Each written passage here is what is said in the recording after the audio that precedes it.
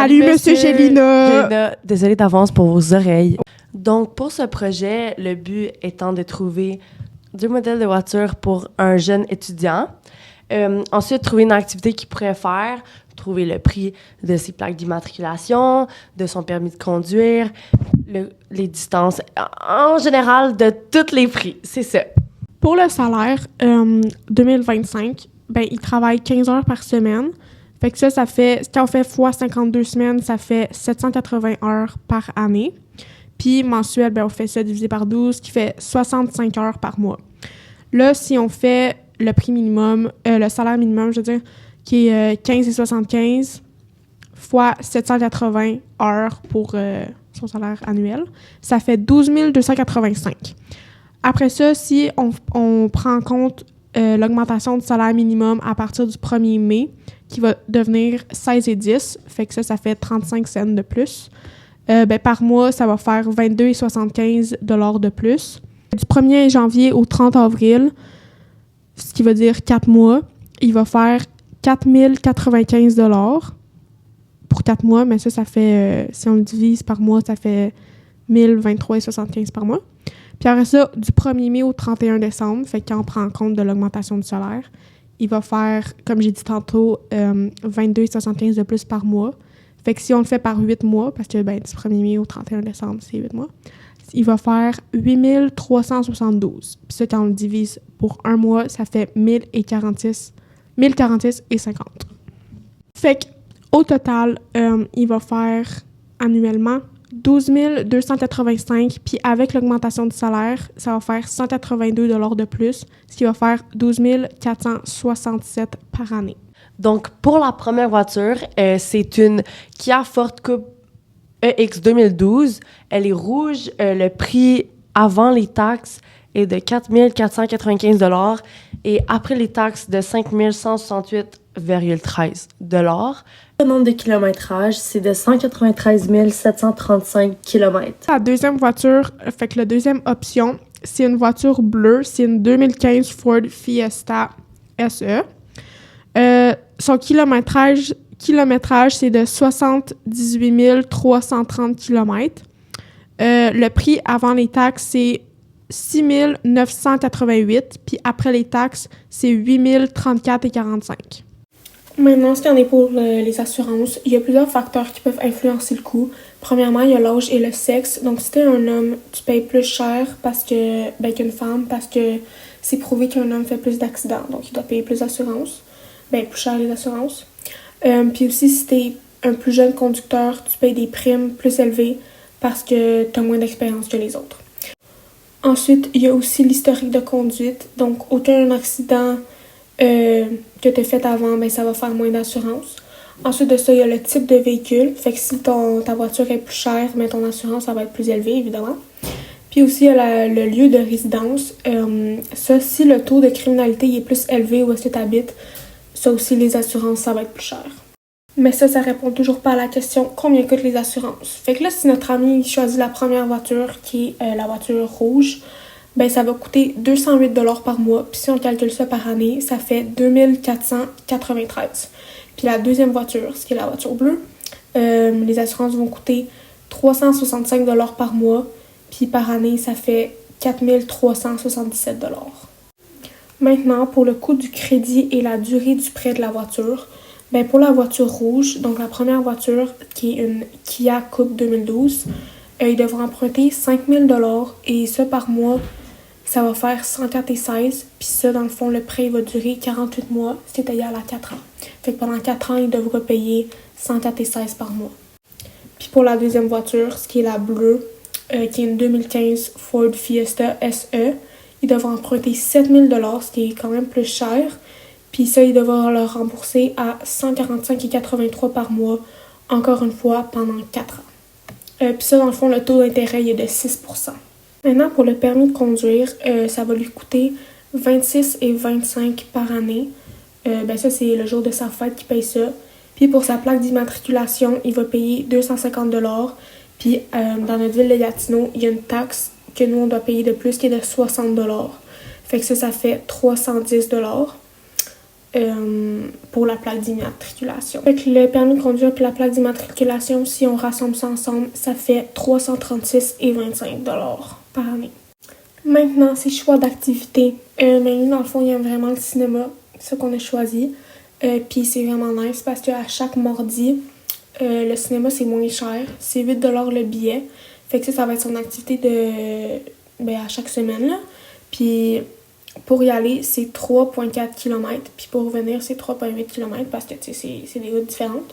Fait que ça, dans le fond, ça fait 7,2 km par semaine. Puis ouais, si on fait le calcul par année, ça va coûter combien?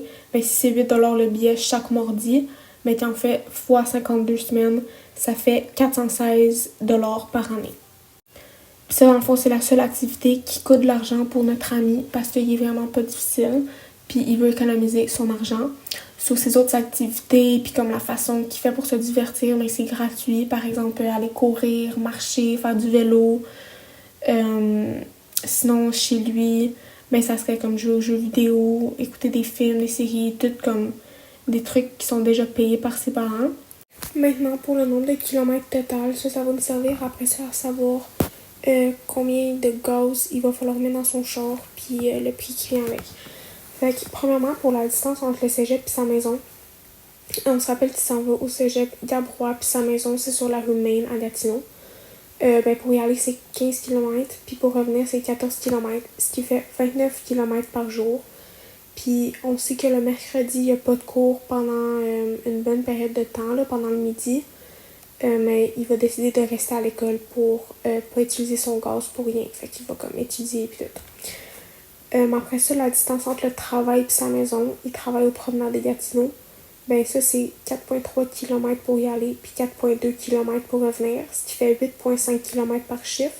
Puis on se rappelle qu'il travaille 3 fois par semaine. Fait que quand on fait ça fois 3, ça fait 25,5 km par semaine.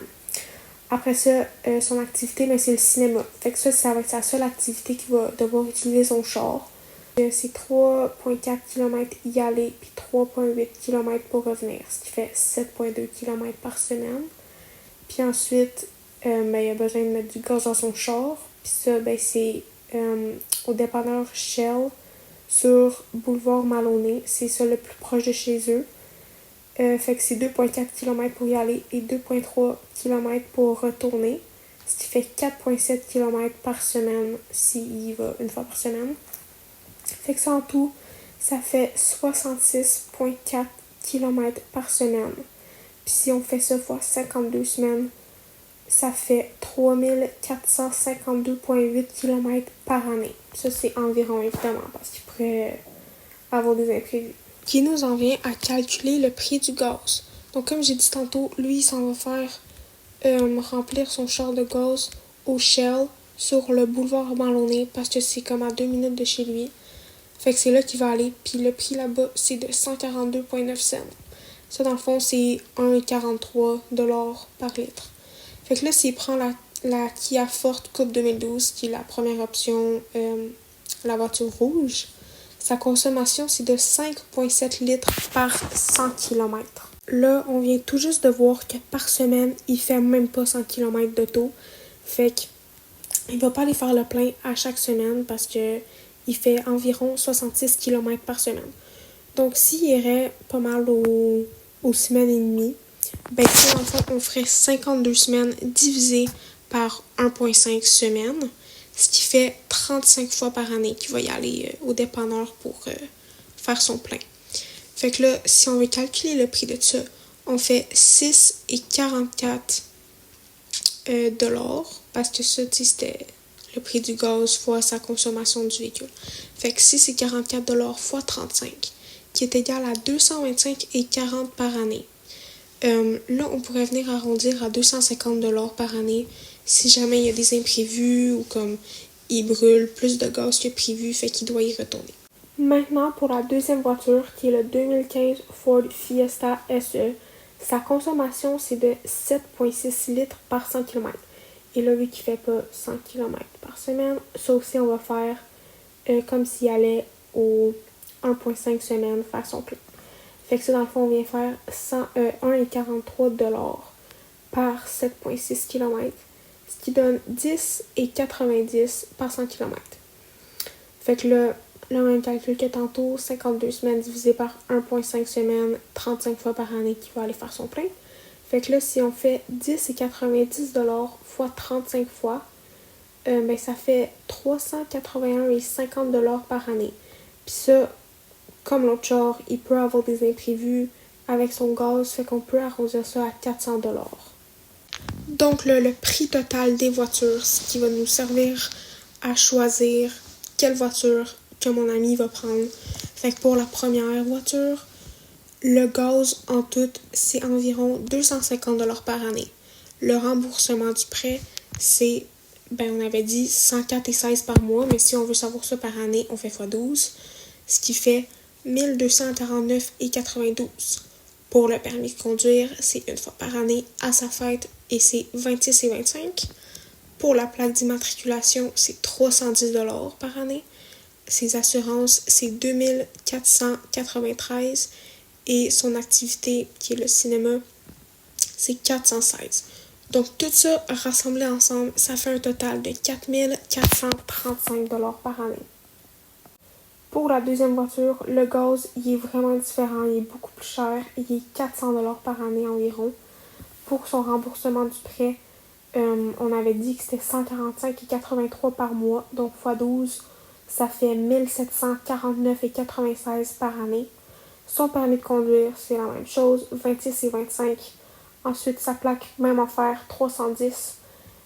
Ses assurances sont pas mal plus chères aussi, sont 4377. Et son activité qui est le cinéma, ça reste pareil, 416. Donc, tout ça mis ensemble, ça fait un total de 7280. Il y a vraiment une grande différence de prix dans les deux voitures.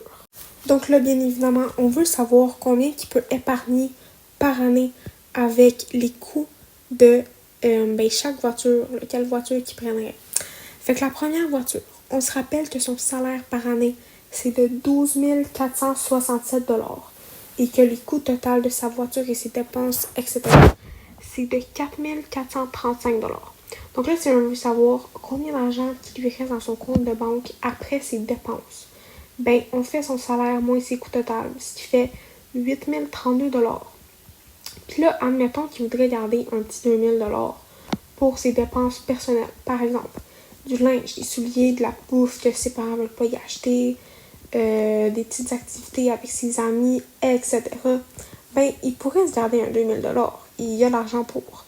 Puis là, s'il veut arrondir ça à un chiffre rond, il pourrait prendre le 32 $ d'extra pour des petits imprévus de la vie, par exemple. Encore une fois, son gaz ou n'importe quoi qui pourrait se passer, il pourrait garder ce petit 32 $ là dans son compte de banque. Fait que là, si on soustrait tout ça avec combien d'argent qu'il lui reste, ça lui fait 6 000 $. 6 000 $ à épargner par année. C'est quand même bon. C'est juste 1 000 $ de moins du max d'un compte CELI. Genre, c'est super bon, là, tu sais. Maintenant, pour la deuxième voiture, son salaire par année reste le même, mais les coûts totaux, ça change. Ça l'augmente, en fait. C'est de 7 280 $. Donc là, si on soustrait ça pour savoir combien d'argent qu'il lui reste dans son compte après ses dépenses à propos de la voiture, il reste 5 187. Puis là, comme avec l'autre voiture, sa vie, elle reste pareille, peu importe la voiture, il veut se garder 2000 $ pour ses dépenses personnelles. Encore une fois, linge, souliers, bouffe, etc. Il veut ce 2000 $ là pour lui-même. Fait qu'il garde. Puis aussi, encore une fois, faire le chiffre rond, pile, prendre le 187 $ d'extra, encore une fois, pour des petits imprévus. Là, ça irait juste 3 000 $ à épargner. Ce qui nous en vient à la conclusion, on pense vraiment que la première voiture, donc la voiture rouge, c'est le meilleur choix à faire parce que il gagne le double d'argent qu'il peut épargner par année. Le double, c'est quand même pas rien, c'est 3 000 $ de plus qu'il peut épargner par année. Puis ça, là, c'est quand même beaucoup d'argent.